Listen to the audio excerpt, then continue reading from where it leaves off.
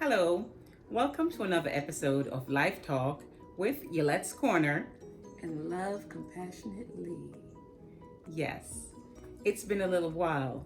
Nevertheless, the last time we left off talking to you about my dad not being well or getting sick from eating so poorly as a diabetic. And one thing I remember saying is that we should live by examples. But sometimes that's truly better said than done. It's not easy. We've gone through Labor Day, which is the last real festive part of the summer. And everybody knows Labor Day, there's a cookout of some sort. And I ate exceptionally well since then up until now, right? I don't know. I hope you have been, but I can tell you that the truth is I have not been. Mom, tell the truth. Have I been eating healthy? I think sometimes. I think you do. I think you will eat very healthy during the daytime, but because of your work schedule, by the time evening rolls around, and if we haven't really prepared something and have something ready, is you don't eat sufficient during the day, you're starved by the end of the day, and then you're eating like you're eating to make up what you didn't have between breakfast, lunch, and dinner. So in the first video, you said your number got to 283. It did. Where is it now? To give an update. 3 weeks ago, my numbers started to come right down in the 150s. Okay. I think there was a day that I saw it at like 145 maybe, which is better than being 283, but it's still not ideal. And I am a diabetic backslider right now because it's been at least 5 days since I checked. Ooh. Which is one of the things that I can tell you we should not be doing. And I have a wellness check coming up, and I know I'm going to get reprimanded because... Is that thing that you're using called Dexcom? Dexcom is a newer version to the 14-day Libre. It's that gadget that you stick in your arm, and you can wave this wand next to it and it reads your numbers. And it's very convenient because you don't have to keep sticking your finger to check your sugar numbers. I did it for a while, but somehow or the other, I got a infection on my arm, and I don't play with infections being a diabetic. You have to be very careful. And this is not to tell you not to use it. Yeah. I'm putting that disclaimer in. Everybody doesn't have the same reaction. But I will tell you this. Any medication or any device that you use, it will tell you in writing somewhere that the first sign of a negative reaction, you should stop using and see your doctor right away. Can I say that any clearer? That was loud and clear. Exactly. I'm not telling anybody just to stop doing things. You need to notify your doctor right away that you have an issue, and I'm sure any endocrinologist or your diabetic doctor, whomever, your primary care, they'll give you an appointment to come in and see them right away because of all the different things that diabetics are prone to. Your numbers have come down. That's good. I know they're not where you want them to be. How did you get them down? To get my numbers down, it was absolutely necessary that I started to move. Exercise works, and you have to be consistent.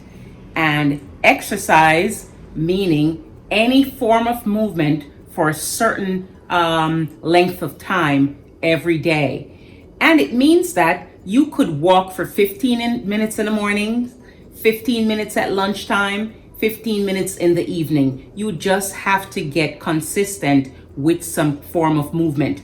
Put on some music in your house, dance to the music, stretch your limbs, just do some kind of movement. And you must change your diet, that the foods that you're consuming are low glycemic. Your foods that you're eating should not shoot your blood sugar numbers up right away as soon as it hits your throat. Let me ask you for some advice then, since you have to watch what you're eating. Are potatoes permissible? Okay, so I have to say this. A diabetic nutritionist will tell you that your breakfast carbs should not be, I believe, more than 45 grams. And lunch should not be more than 45 grams. And dinner should not be more than 45 grams. If one potato, depending on the size, is 25 grams of carbs, and you have other carbs on your plate, you have to make sure you don't go over that. So for me, are you saying we can't have eggs with a breakfast sausage link, potato, bacon, and a slice of toast? Okay, so I'm saying that you can have a lot of protein. Protein is really good. Okay, veggies are good because usually most vegetables, especially if it's not cooked in stuff that adds sugar to it, is probably counts as no points. Very, very low in carbs. That's why green vegetables are good for you. So if your plate is primarily protein and vegetables, and you have half a potato, maybe a steamed potato, definitely not a fried potato, even a baked potato, but a small one, I'm sure. But you have to read your books, you have to talk with a nutritionist, you have to even Google it. I'm sure you can find some good information. You have to watch the number of carbs you're eating at breakfast time, lunchtime, and dinner. So let me ask you a question, because we're almost at the end of this episode. I told you guys we're going to have to do part 3, part 4, and continue as long as you guys like this series. I love dessert. That's something that I don't want to give up. But you know, our family does have diabetes. That's something that is generational. Would you say? Is that correct? I believe like it's grandpa, genetics.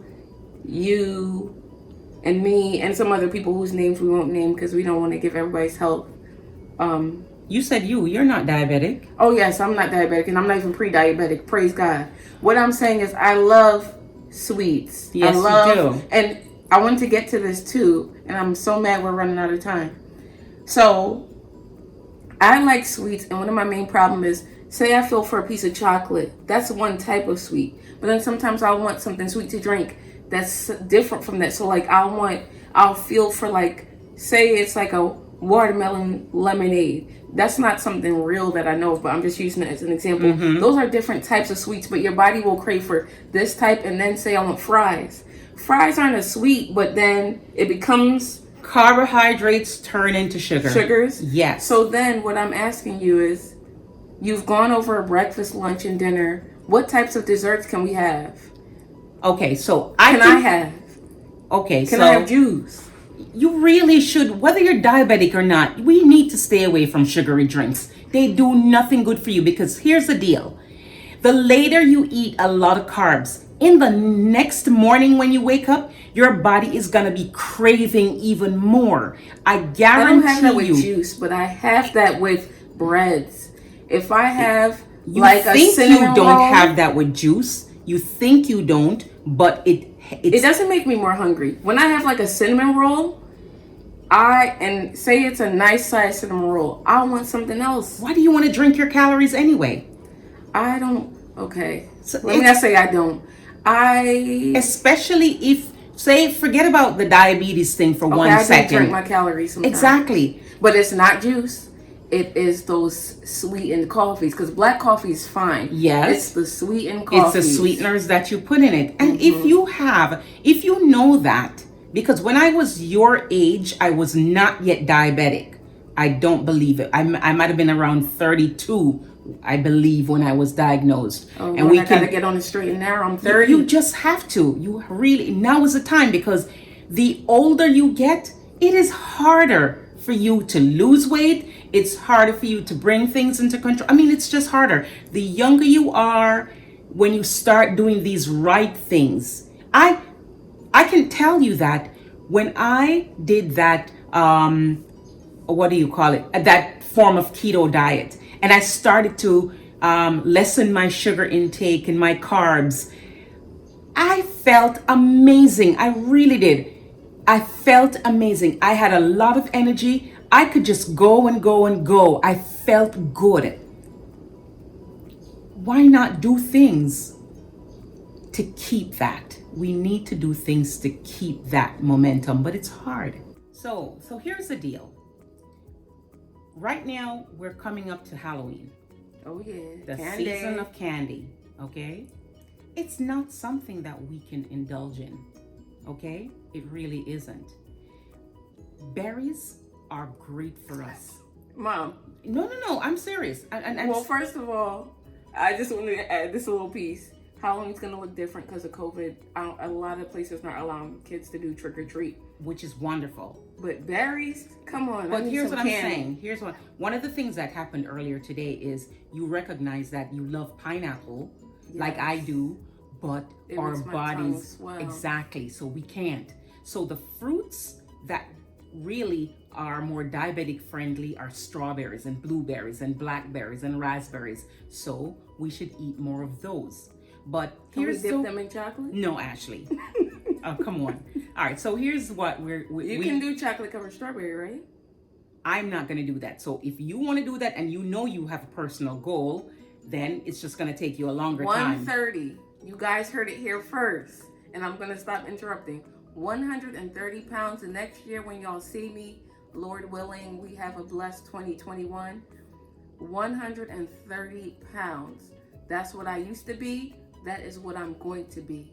Okay. And I'm going to be that through 30 to 40s to 50s. Shoot, when I'm 60, I probably might even be 125. All right. Sexy. Let's take one step at a time. Okay. All righty. So here's the deal. This is a good way for us to end this segment.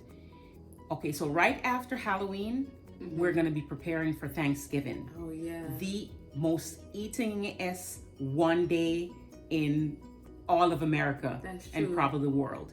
This is a time for us to start working our way and planning really great meals for our family for Thanksgiving, because I did last year.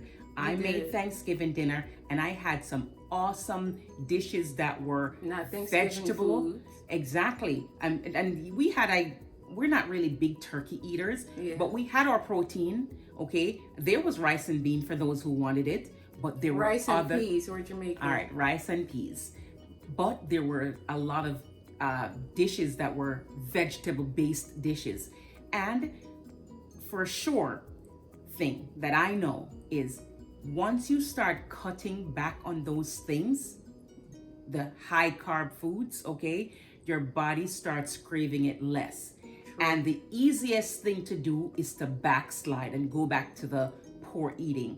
And it takes you 3 weeks sometimes to lose 2 pounds. Oh, yeah. And it takes you 5 days to gain 10 pounds. Yes. You could gain it back so easily. So I am getting myself back to the place because I'm recognizing that I had backslidden during Labor Day. So so we're going to get back to the place and we're going to prepare ourselves to go into Thanksgiving and Christmas. Looking good.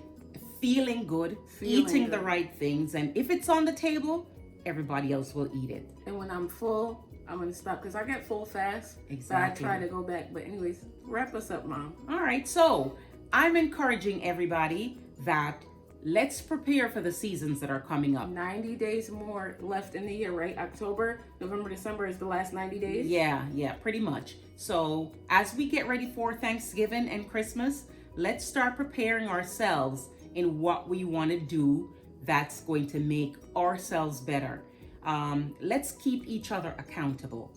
We absolutely can do it. And I'm really hoping that we're encouraging somebody out there to do your best. Take a friend along with you, take a family member along with you, and we're going to get healthy. 2020 doesn't have to be the year of everything bad. That's true. Some really great things can come out of 2020. Love you guys. and see you next time. Bye.